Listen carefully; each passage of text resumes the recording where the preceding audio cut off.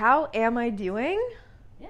I am right now trying to overcome my fear of being filmed in public speaking. So that's a lie if I say I'm well. Mm-hmm. No, but it's definitely, a little hurdle to overcome. Yeah, you're fine. That's so inauthentic. It's like I'm good and like you're dying on the inside. Social conditioning. Yeah, no, you can be I'm real, you're fine. riding the wave right now. I'm trying to have a new experience and I want to get my voice out there more. Absolutely. Because that's a big fear of mine is talking. No, it takes a lot of work to Publicly. practice that. Like, it really is like a skill that you develop, not just like naturally. Agreed. Yeah, so I am feeling a little bit of anxiety, but I'm trying to be courageous. And hence why I'm here. Well, I'm thankful that you asked to come on. Like, I really appreciate it. I appreciate you having me. Alright, so I met Becca through the dance studio that we go to together. I moved to Melbourne a couple years ago, found a random studio to go to, and then met Becca and a lot of other friends that way. A lot of the people we will have will be guests that are on that.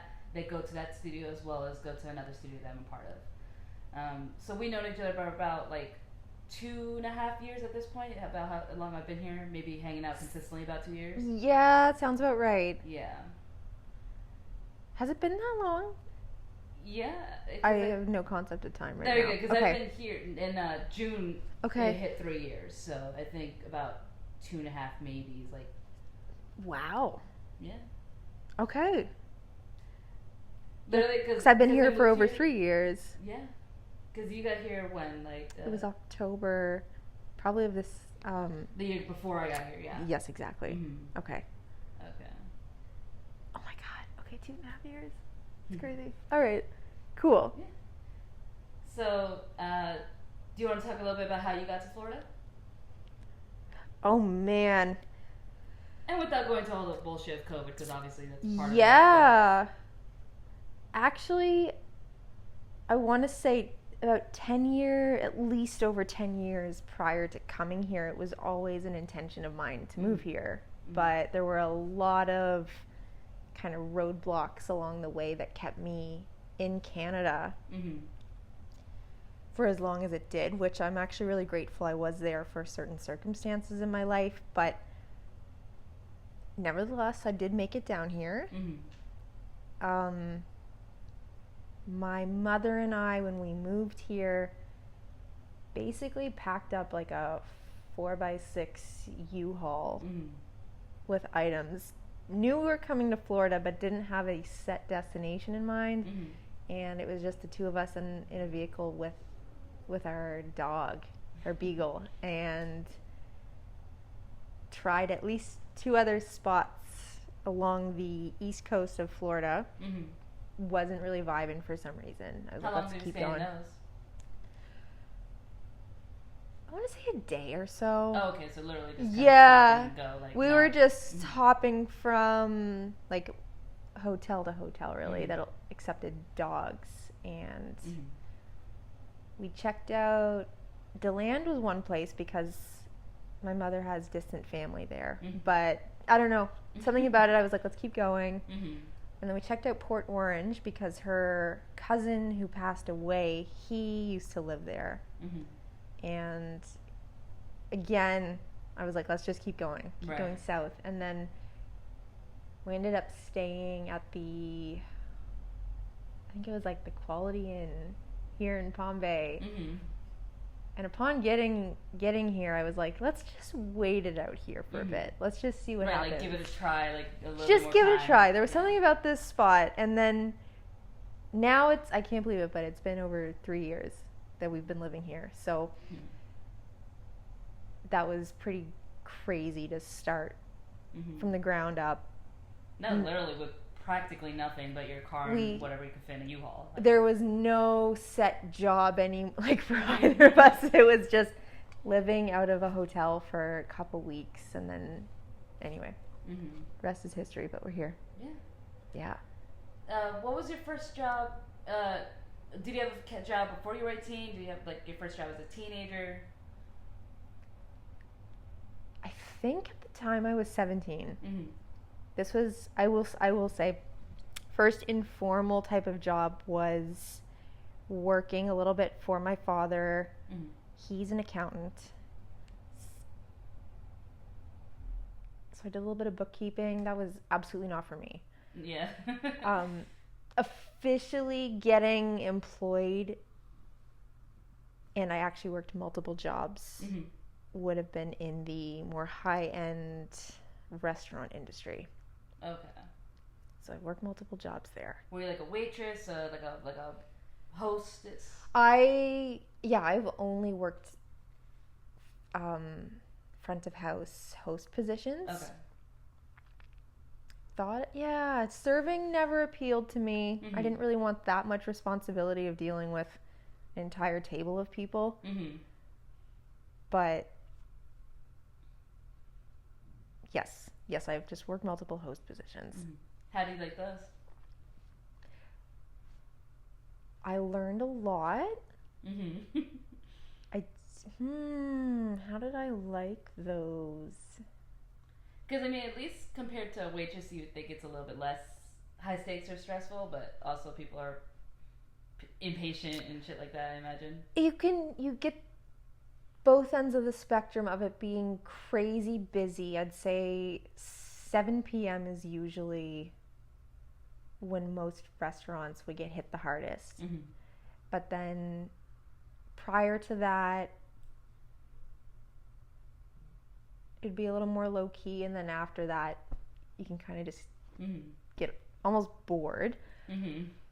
But then I'd step in and assist with, like, say, bussing tables, mm-hmm. or doing a little bit of bar backing sometimes. Mm-hmm. About how many, I guess, restaurant jobs did you have, if you know?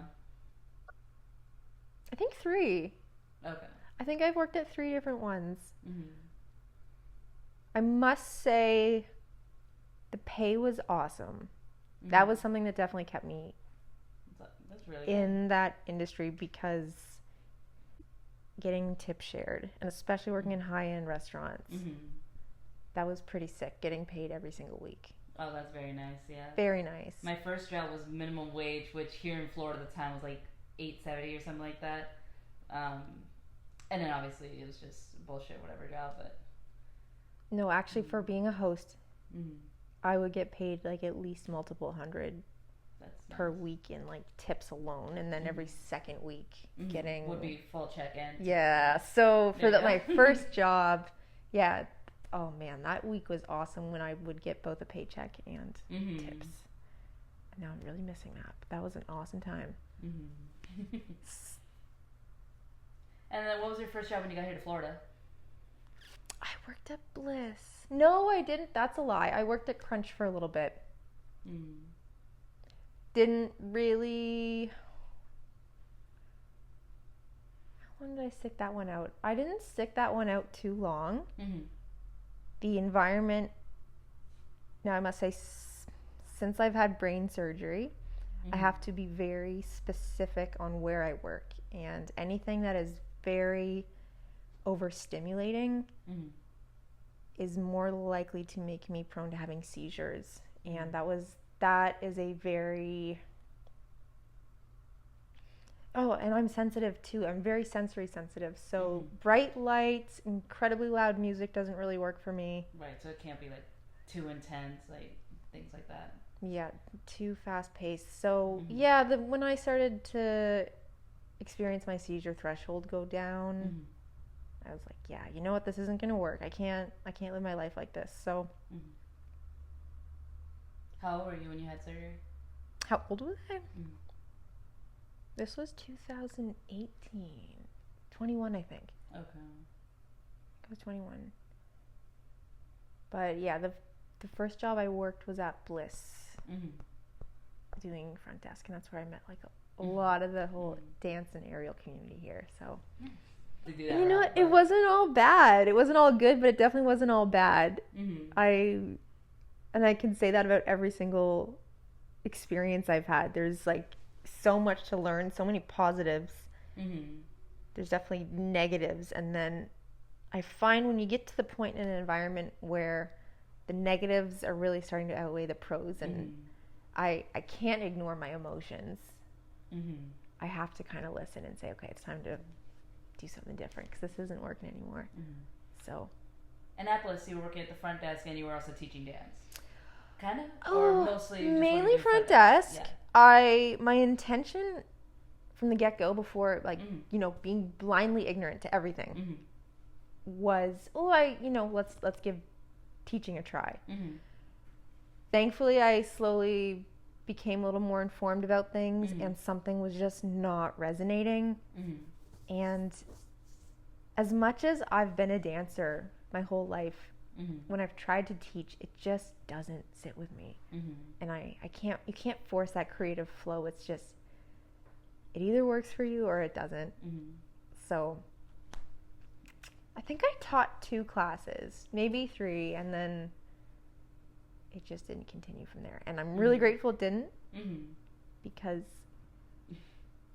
I would have been so upset had I signed off on that non-compete. Right. And I almost did it. I almost did it, but no. That's bullshit. And you were at Bliss for a while. Like, when did you, or how long, I guess, were you there? Like, a year or so? I want to say about a year. I want to say about a year. Again, my concept of time is weird, but yes, I want to say that was about a year. Okay. Going back a bit, so you were in college for, if you want to share, what were you in college for? Oh my God. Okay. That's been a journey. Off and on, I definitely felt and succumbed to the pressure of family and started out in business. My dad really wanted me to do business and become an accountant just like him. What happened there? I didn't really resonate with the content I was learning, so then I kind of swapped into psychology because that has more of your interest and that kind of stuff. Definitely more of my interest. In hindsight, I can see why business would have more potential and is more promising, even just with an undergrad, whereas with psychology, for the most part, like pretty much in psychology, unless you go like masters or above, like you're gonna have trouble finding work. And so like my sister technically did a bachelor's in psychology, but it's because she was doing pre-med, like a pre-med track. So it's like she got her interest in, but she's also already planning to do this other thing. Yes, I did it, and then I'd kind of fall miserable to it, and then I'd drop out, and then I'd get back on the bandwagon, and I definitely needed time off, because throughout that whole journey, that's when I went through brain surgery. Did you ever finish your bachelor's or all the I did shit? not, but I went back, and I just was like, this still isn't, I don't see the light at the end of the tunnel for either, because I tried majoring in business, not for me. Then I would try to like major in psychology with like a minor in business. So I just kept going on the bandwagon and then dropping off. And no, I imagine after like a very traumatic experience, like if you're doing something you don't enjoy, it's like, why the fuck am I here? Like something could be terrible tomorrow, and why did I waste all this time doing this? Just there was some inkling in me that just didn't see a light at the end of the tunnel, and honestly, university is not for everybody. Of course, no, and I absolutely agree. I wish someone had told me that and had been a little more accepting and forgiving, but I felt so pressured because do you think even in Canada it's almost like here in the US that it was pretty much like all students are tracked to go to college, like it's pretty forced, absolutely, absolutely, and then I think most of us also want to please our parents, and I wanted my dad's approval, so I was like, yeah, I'll do it. I was not being genuine and authentic to myself, though. I don't regret the experience at all and what I learned, but I just didn't see where it was going to take me career-wise, and I didn't have like a really set goal. I was just still trying to figure myself out, and I think, you know, we all are to an extent, but at that age, it's really challenging to know what you want to do for the rest of your life. Oh, absolutely. I barely even applied to colleges in high school because I was like, oh, I'm going to learn online and I don't want to commit to something, whatever. And then when I did go to college, my whole AA was pretty much bouncing around, like, what do I want to do? I pretty much settled on teaching because I was a good tutor and school came easy to me, but it wasn't really like a passion project. Like, I kind of liked everything I did, so I had no real direction. I have hopped so many different jobs, like multiple, started in the restaurant industry, and you know, that was a starting place, but then I did more retail, smaller boutique stuff, again, post brain surgery, because at that point, trying to work in the fast pace and high stress of restaurants was too much, and the timings weren't great anymore. Like, I tolerated working later because I could initially, but then I just realized, I can't really be working late nights. It's not working for me anymore. So did the boutique retail type of stuff. I think what else. I've worked on a farm before. Really? Yes. What were you doing? I was like doing a lot of picking up horse and cow shit, actually. But I just wanted to be outside, and I didn't really want to deal with people. No, I mean, that's cool. So I did that. But, like, I know. Different. I've had, you know, the job where I'm basically selling the aesthetic, and I get like dressed up in a black dress, I do my hair, my makeup, all that stuff, but then the polar opposite of kind of trying to wear the crappiest clothes that I owned because I was getting filthy dirty every day. And what else have I done? Or what do you currently do? What am I currently doing? Oh my gosh. So even since being here, I've just worked many odd little jobs. I do, it's a little inconsistent, but do work for a circus company when I get hired for those gigs. I've done some modeling gigs. Again, something that's a little inconsistent, but we'll do figure modeling. So that basically, artists draw me in different poses, and a lot of the time I'm fully nude for that. So that's a thing. I'm currently in school for massage therapy, which is exciting. I definitely see a means to an end finally with something. But as for my whole life, I don't really want to feel like I have just one source of income coming in. No, and that's a very smart and secure way to think about it, because then you have different avenues to make money, and if this one fails, you've got this other option. Like, you're not pigeonholed into one thing or depending on one thing. Yeah. I've had to learn a lot about myself too. I can get bored, and I need variety, so that, say if it's dancing, for example, because that's a big passion project of mine, but I've worked, this would have been years back. I was in university at the time, but worked as a dancer for a, God, what do you call that? It was a basketball. Oh, so almost like a cheerleader, but like for the dance team that it was a like dance halftime team. And stuff like that? Yes. Okay. In hindsight, awesome experience. Definitely could get very stressful, and we were put under a lot of pressure, and sometimes would steal that joy of dance from me. So it's hit or miss sometimes. It's when something puts that much pressure on you for something you love doing, you see it through a different lens. Do you feel like any of the circus stuff that you've done has ruined part of your passion or interest in like the lira and the other dance stuff that you do? Or because it's so infrequent, it's still like an enjoyment? It's very infrequent, and I haven't been hired to do anything other than really be a prop for the most part. Like little bits of dancing, but it's not choreographed.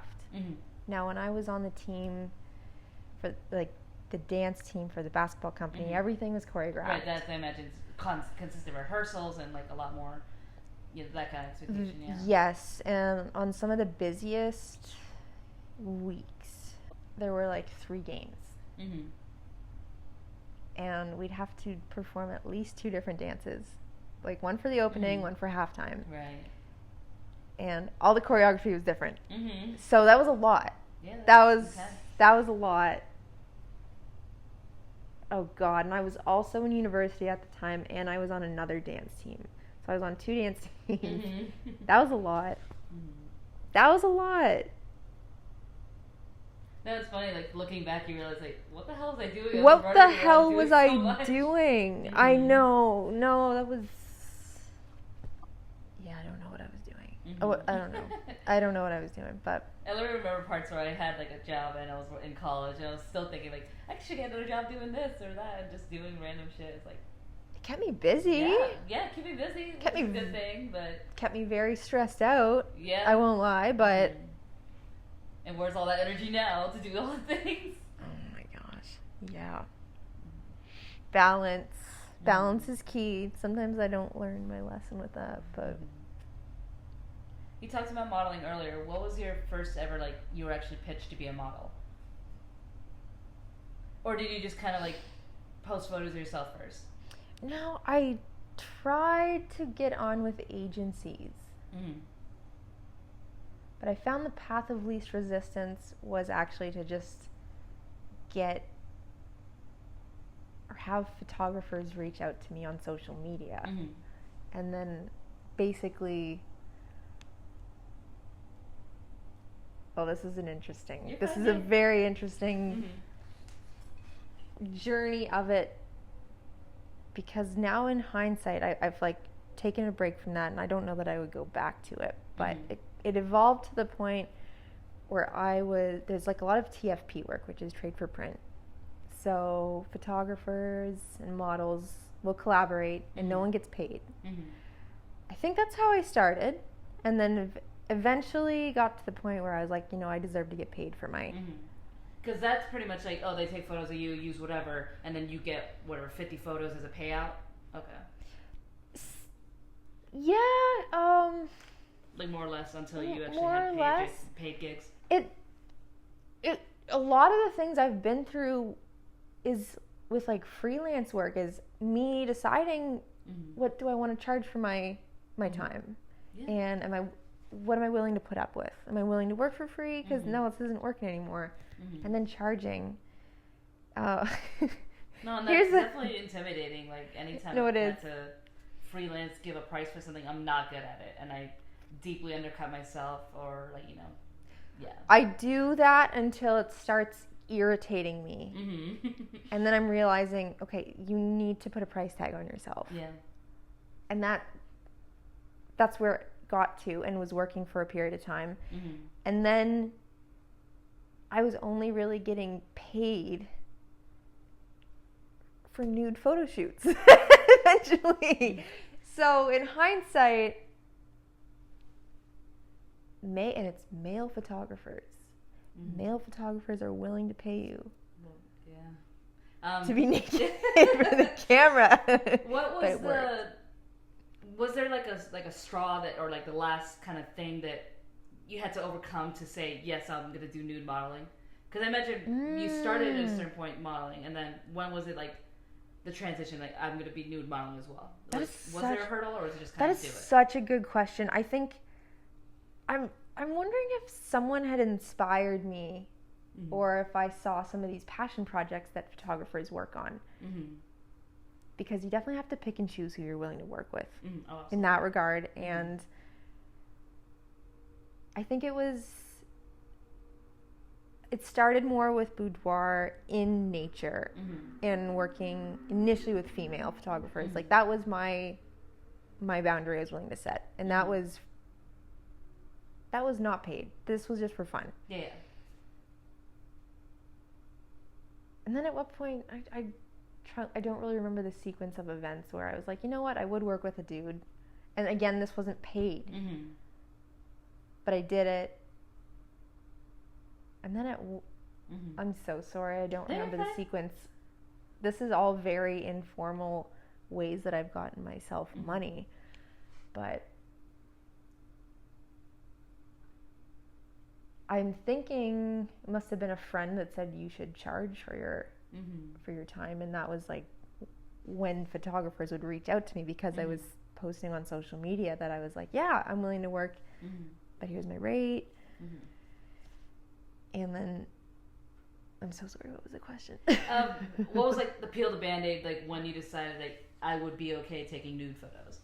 Because I know a lot of people have their own boundaries in mind. It's like, oh, up until this or fake nudity or whatever, but you've gone full on. Yes, I have. Oh, I gotta think on that one.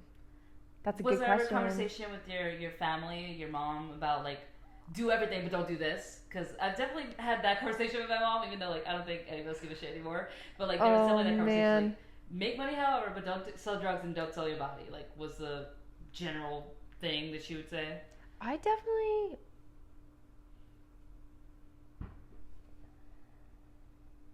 There's going to be a way to word this. There's a lot of things I have just not been...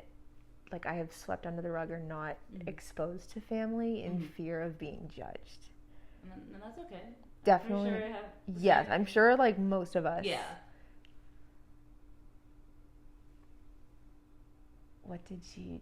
I don't know if I ever... she's not on Instagram. Oh, okay. No, she's not. She's not on it. I don't remember the sequence because I was aware of OnlyFans as well, and my intention was only like do this for creative purposes. Like, I think nudity is beautiful. Right, exactly. More picturesque, sculpture, pretty, like that kind of stuff, like artsy. I view photography through the lens of being artistic and creative. And I view the same with nudity, and now not everyone has that same objective or lens. So that was like what I always kind of tried to stay true to. But I find with experiences, you go in, and for me, there's got to be some semblance of passion, and it's got to be working for me. And when it gets to the point where it's just becoming a little more on the burdensome side, or I'm doing this because I feel like I have to, not because I want to, then it's like time to retire this on to the next chapter. I probably still didn't even answer the initial question you asked me. When did I decide? I don't, you know what? I think I'm going to give you an honest answer and say I don't know. That's fine. I don't know how it happened. Like, ended up shifting into that, but it's fine if there's not an exact timeline. It's just a matter of different That's been events. like a lot of my life. I just I choose the path of least resistance or something that sparks my interest, and I go with it, and then I exhaust it until you're ready for something else. Yeah. Yeah, and in hindsight now, there are definitely some things that morally didn't sit well with me, and the more you have experiences, obviously the more you learn. Of course. In hindsight, I don't know how I feel about some married men that have a wife and children at home that are spending time photographing naked women. Nude women. And that's like their main thing. It's like the side stuff they do. But yeah. It's always uncomfortable to see a page that like, it's a guy and his profile picture is one of his females that he's taking pictures of, and the whole Instagram, all his photography is all just hot women.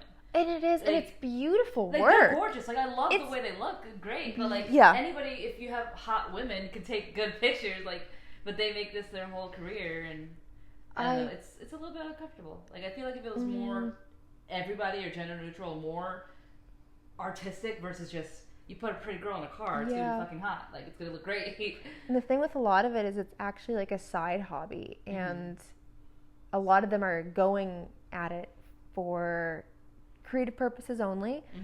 And at the time I needed money and I wasn't willing to just do it for free. So it's like, if you want to work with me, I do have a charge. And then the conversation would slowly lean into, well, what are you willing to do next? Kind of. I'm trying to think of how it went with advertising. I think I would actually ask more questions too. Like, are you willing to pay? And here's what I can do. We can do clothed, there's boudoir, or nude. And it's like, okay, I'm willing to pay X amount for nude. It's like, all right, cool.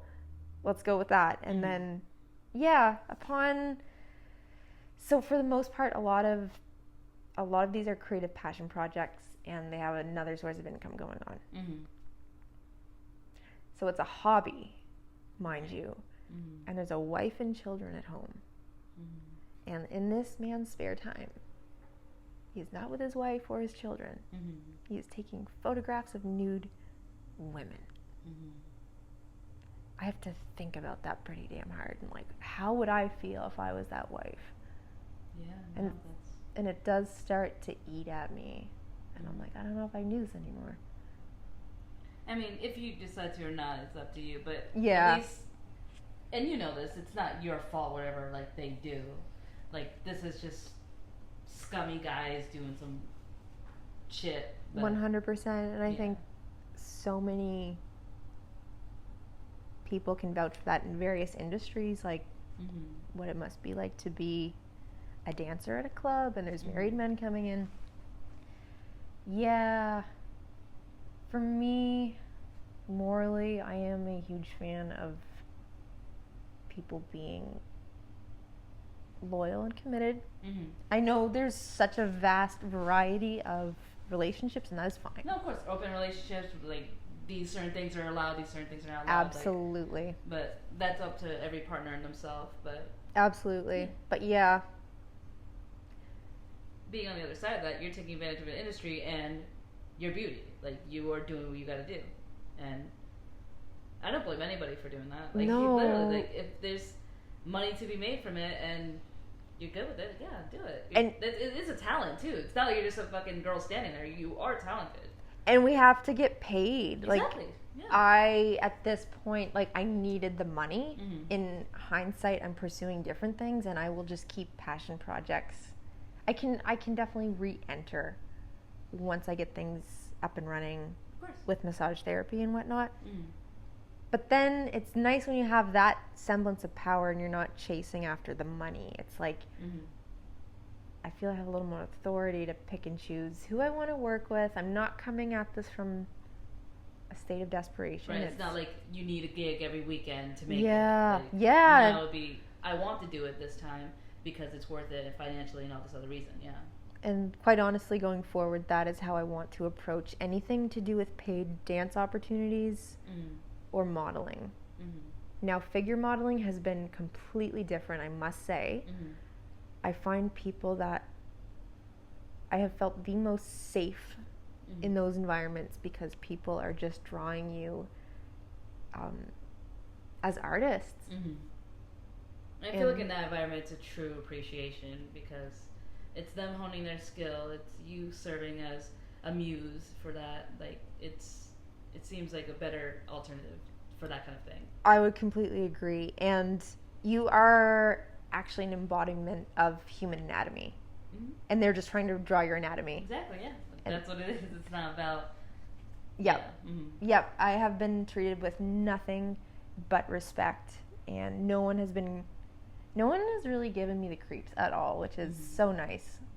Really once you've had a whole spectrum of different experiences doing things completely naked. So, yeah.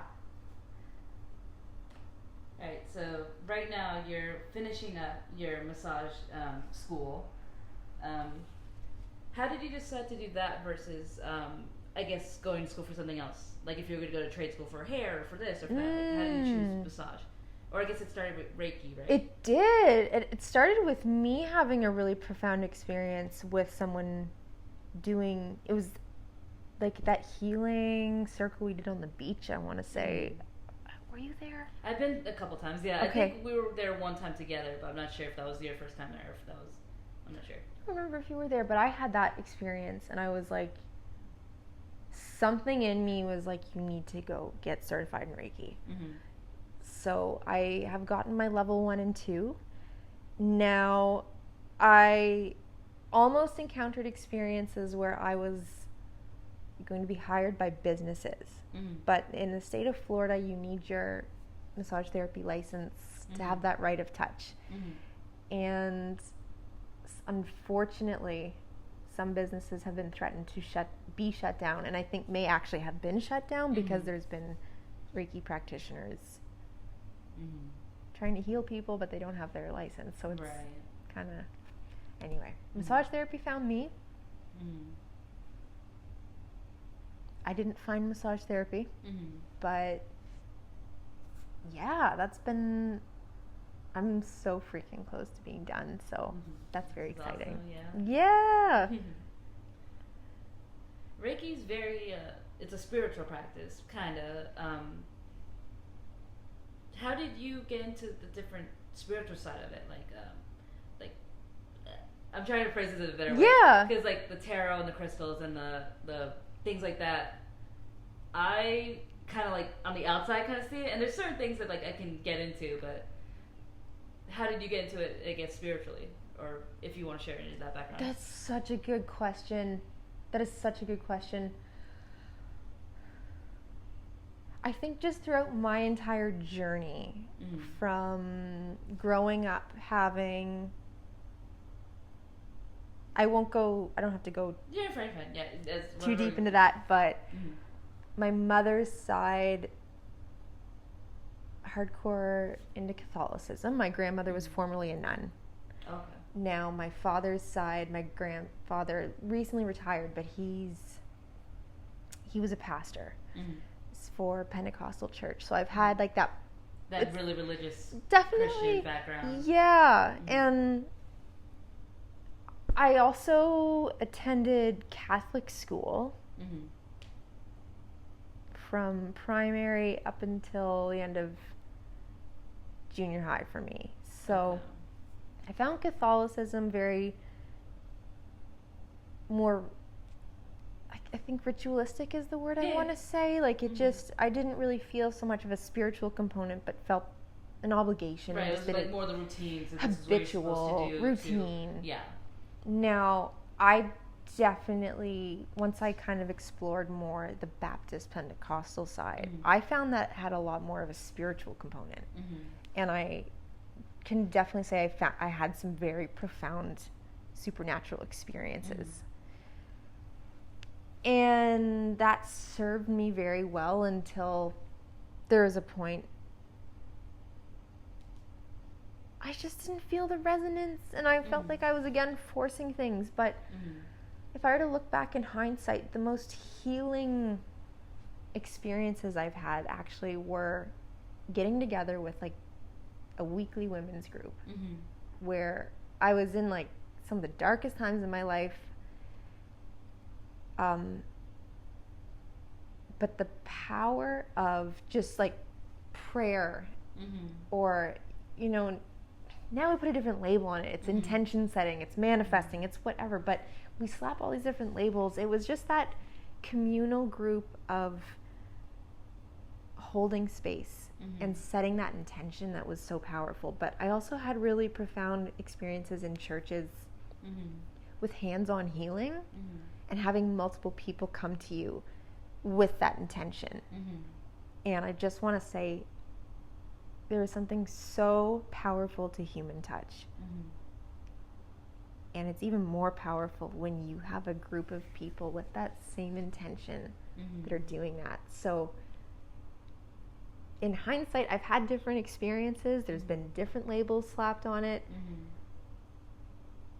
Getting attuned to Reiki, though, has been such an amazing experience. And I'm still doing that hands-on healing with massage therapy and kind of combining the two. Like the physical and the metaphysical. It's the physical, absolutely. And it's that power of intention, and especially when it's coming from such a genuine place of, I want to heal this person. And it can be really whatever it is that you are both holding space for that you want to heal. Yeah. What was your favorite job that you had? My favorite job? That's a good question. I and I don't know if I could say one specific thing that's been a favorite, but I can at least tell you that I love working with team dynamics or like a team. So financially speaking, I loved the restaurant jobs because those paid very well, but I also loved that we had to work as a team and everyone brought different strengths and weaknesses to the table, and you kind of had to navigate, okay, who's best at doing this, who's best at doing that. Oh, okay, I know my favorite. My favorite now, this was just kind of more for fun on the side that I did alongside working in the restaurant industry, but this was my first exposure to being on a neo-burlesque team. And we performed with drag queens. Oh, yeah. That was by far like the most fun I have ever experienced. And the most liberating. And all in all, the most, yes, there was drama sometimes, don't get me wrong, but all in all, such an accepting group of people. How long did you work with them? Or was this like for a couple of gigs? Or? Now, I danced with them, but we would also periodically get hired for gigs. I want to say about at least 2 years I was with, like, dancing with this group of people, training like on a weekly basis, but also getting to do different gigs. I don't even know if I gave you the right number of years, but it was a while that you were working with them. That's been my favorite. Yeah, had you been to a drag show before you started working with drag queens, or was this like all new? This was brand new, and I think that was what was so exciting, because I wasn't really exposed to this growing up going to a Catholic school. That was very sheltering. That's and why it's like such a shift. Oh my gosh, and then getting to see, drag shows and all that, but seeing people being so much more sexually liberated, because I felt very repressed. I didn't realize it either, but it was such a stark contrast. Okay. And I think that's a really big part of self-discovery, is when you do actually start to learn and accept your sexuality. I think that's all I gotta say about that one. And then, what's a future career goal that you have? Like, or ultimately, what would you want your career to look like in the future? Oh my goodness. Okay. I definitely want multiple streams of income. Throughout everything I've done with massage therapy and Reiki, I'm learning this is something I want to approach from the lens of, I'm doing this because I want to, not because I have to. So I would love ultimately to have a stream of income where I'm working from home and doing something, again, that is healing for people. And I actually I have an opportunity that's presenting itself. I'm just going to finish massage therapy school first. But for the most part, anything in the healing arts. And so, having that, I would love it to be something that brings me financial freedom. I think that's something everyone deserves. And massage therapy and Reiki, kind of having that freedom of choice of picking and choosing my clients. Ultimately, my objective from the get-go was that I wanted to serve my community of dancers and aerialists here.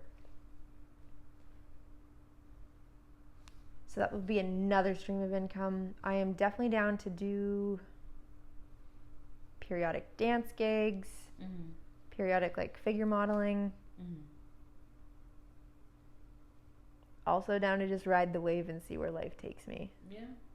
So a mix of your established skills and that kind of stuff, but also a little bit of freelance and a little bit more loose. Experiment. I don't want to limit myself to one stream of income. And I think a lot of people are starting to step into that more. Just having something maybe that's more on the passive side than having that freedom to actively do things when you want, with who you want, not... I think so. Like, there's not really too many people that I can even name that are like 10, 15, 20 years in an industry. It's more just like, I'm going to ride this out while I'm doing my other thing and seeing what works best. And a lot of people are recognizing, like, hey, jobs are bullshit. And just, I know. if you can work for yourself in any capacity, that's maybe more worthwhile in the future. I think this generation compared to the last one, too, we're job hopping a lot more. Yeah. We're not really willing to tolerate the stuff that our parents' generation has and is continuing to. And unfortunately, a lot of them are not happy. No. And, like, there's a certain amount of privilege that we have when it comes to that, because it's absolutely like, my mom was a single mom of 4 kids. You can't just quit your job because you don't like it. Versus, I might never have kids, and if I decide to do this for the rest of until I'm 60 or 70 retire, just because I'm not job hopping anymore, that's a certain amount of privilege that I would have because I don't have dependents on me. But who knows? But and at least right now, that's what I see with the younger generations kind of being more flexible with it. And it could tie into, like, not having kids yet and all these other factors that are lifestyle differences from older generations. Well, I think a lot of people in our generation too are being more conscientious of that too, and it's weighing things like the state of the economy. Is this even something I want? Whereas previous generations, if you asked them, I think they just went along with societal standards so much more. It was just the expectation. Exactly. So we're kind of seeing through that, just like, yeah. Shit, I can do whatever I want. I'm gonna figure it out and hustle and whatever. And I think we're taking a lot more independence in that regard. Like, not feeling, and oh my gosh, this is definitely something. This is a rabbit hole for many conversations, but people are approaching relationships differently. Oh, absolutely. Not everyone's getting married. Not everyone is even necessarily with a single partner. Not everyone is with someone of the opposite sex. Like, this is just, and that was kind of what was the norm, the societal standard for the norm, but we're pushing different boundaries, and then people are, I think, finally putting more of a choice on, do I even want children? Is it for me? Whereas everyone else in previous generations, again, like, I think felt very pressured, and that was the normal. But it's okay. It's okay if it's for you. It's okay if it doesn't happen. There's that's the beauty of free will and having choice, and there really is no right or wrong. No, absolutely. You got to figure out what works for you. And a lot of people now, it's like if they move out of their family's house, they go to dorms and then go to, like, roommate situations. Like, and I kind of went back and forth, like, oh, I live in efficiency by myself, then I live with roommates, and then live with a sister, and then lived alone again, and, like, that kind of structure. So people that, like, move out of family's house, they generally end up living with, like, friends or roommates, like that kind of situation, versus, like, the first place you move from family is with your partner, which is, like, it doesn't really happen like that anymore. Or if it does, like, it generally backfires. That's a good point. Very good point. Yeah, the living situation thing is very different. Yeah, like, I moved out of my family's house for college and lived in an efficiency with roommates, essentially. My older sister, when she moved out, she moved with a guy and came back, and obviously that was whatever. But there's different things. Literally different ways people are living with strangers or roommates or that kind of situation versus partners, and trying to live as affordably as possible. Yep. In some parts of the world, people are building, like, communes and stuff too. Yeah. Start a little cult here. I'm just kidding. No, I'm not kidding. All right. We did talk a bit about your brain surgery earlier and some of the limitations that you have in consideration of, like, work, and the field that you're going into is a pretty physically demanding field. How do you feel like that's going to affect you long term? Or right now it's still, manageable, you think? This is where, and I'm also type 1 diabetic, so I have to, both of these things have forced me, and if I actually fall off the bandwagon, I get reminded again, I have to prioritize myself first. Because if you don't have your health, and how do I word this? Like, you cannot really be a good, productive worker. You can't work, period, if you are not physically capable of doing it. And there's definitely been some hindrances being diabetic in the workforce. Like, if my blood sugar drops too low, like, I can't do anything. Yeah. I have to go. Like, you have to stop go take a break. everything. You gotta get out because you've got to take care of it. I've got to take care of that. So to answer that question, that's where I am opting for something that's in the healing arts, but is something that I can kind of do work from home, or that's passive, to be my own type of business. And then with massage therapy and Reiki, like, I can't be doing it like a flipping burgers job. And yeah, exactly. I can't do that. You're working 40 hours, 50 hours, whatever. No. Like, you can't. No. And I don't want to. I don't. Demanding too, but yeah. And people, I think, force themselves to do things, and if it works for them, that's fantastic. But if you're miserable doing it, like, or it's too much on you, I think you sometimes have to learn the hard way. I don't want to approach my life that way. That's just not a life I want to live. Yeah. So I kind of want to go with the flow as much as possible, and then pick and choose who I work with, have the liberty to make my own hours, price myself how I believe I deserve to be priced. Freedom. Let's just go with the word freedom. I want that free will, so that I am making sure that I'm taking care of myself rather than just taking care of everybody else. Which I think everyone deserves to live their life that way. Absolutely. No, you're trying to do it in a way that's more passive. You're trying to do it in a way that you have more control over it versus being stuck in, like, you start working for, like, Massage Envy or something, and you have a shift. Oh, kind of yeah, thing. no. Because there's that kind of massage if you're going to, like, just a place that, like, you know, they're going to just put you on a schedule and you're going to work all fucking day. Absolutely. And there's so many places that just take advantage of their workers. But I think it's a personal journey for everyone to decide, am I willing to put up with this anymore? Do I believe I deserve to make more money than what I'm being paid? And there's different mentalities about it too. Yeah. Like, I have private tutored for myself, usually for friends or kids of friends and stuff like that. And I've also worked for a company that was like, it was a tutoring center, so people would come and you would do it. And there is, like, certain benefits to either side.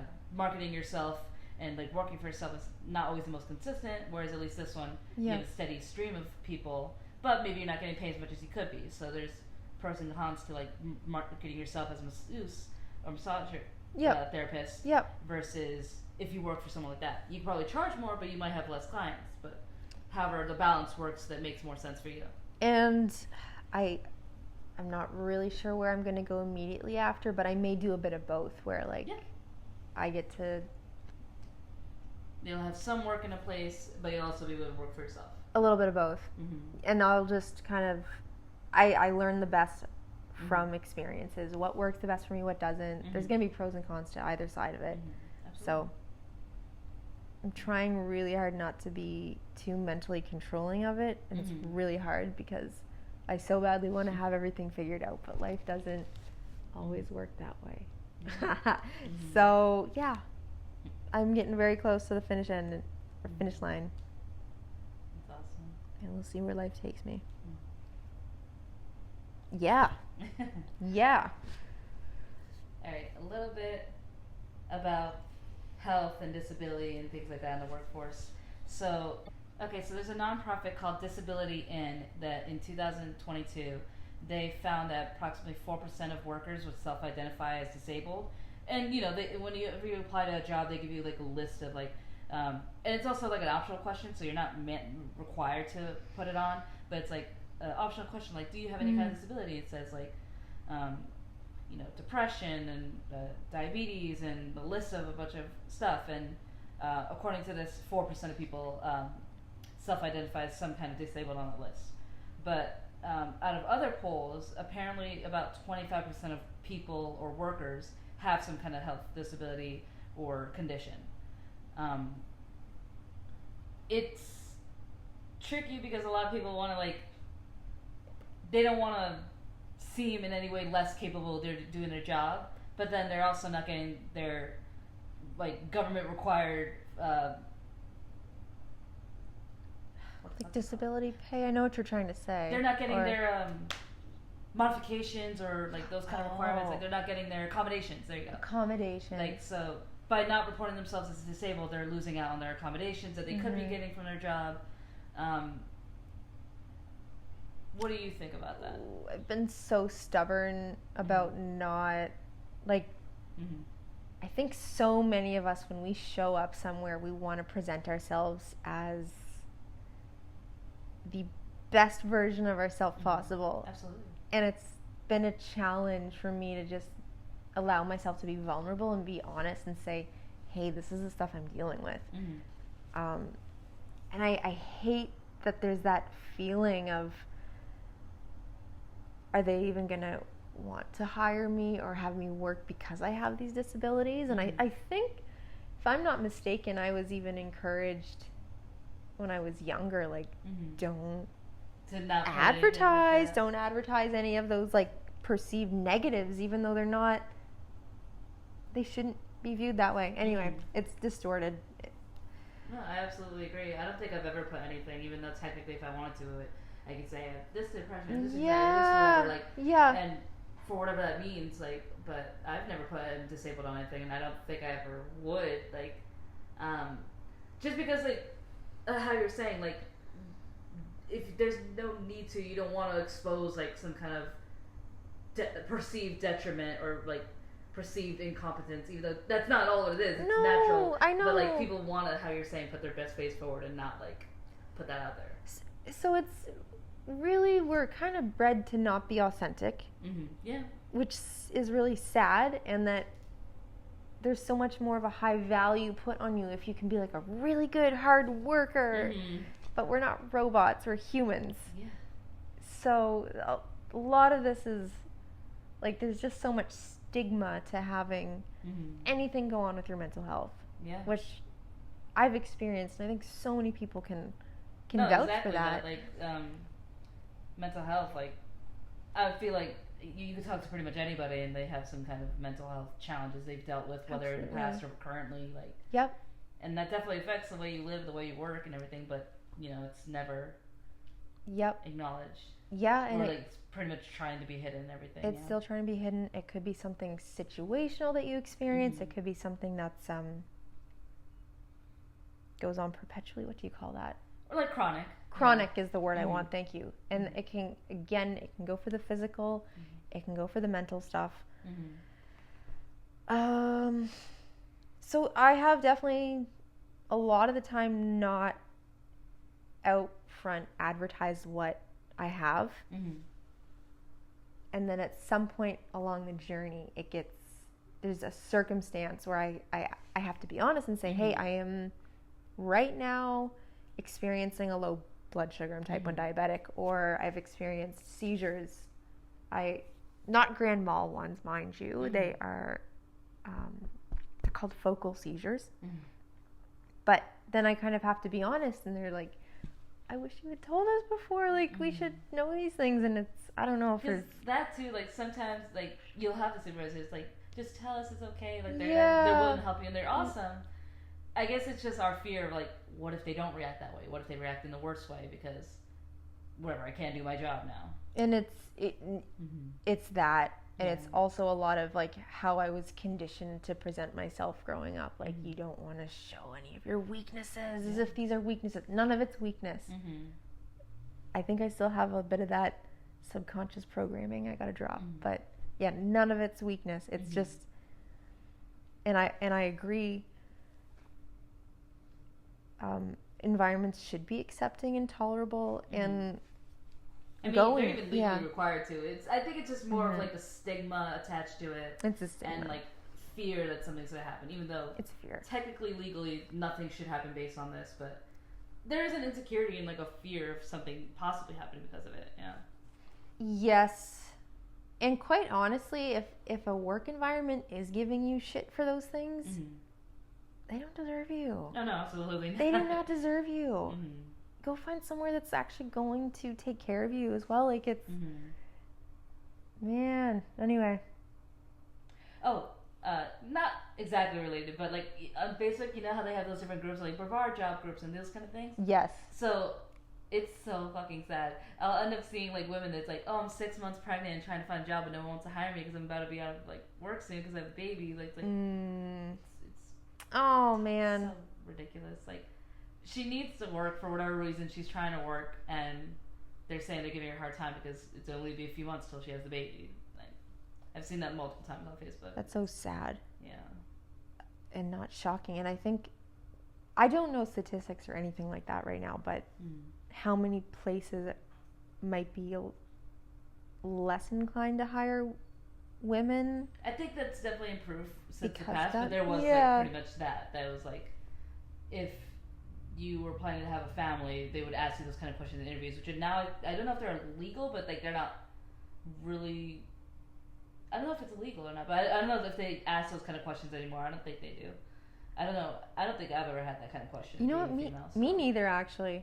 Fortunately enough, I feel like at one point it was like, yeah, no, if you're planning to have kids or have a family, they might be less likely to hire you because of whatever perceived thing they've got going on. Yeah. As if one's life should only revolve around work.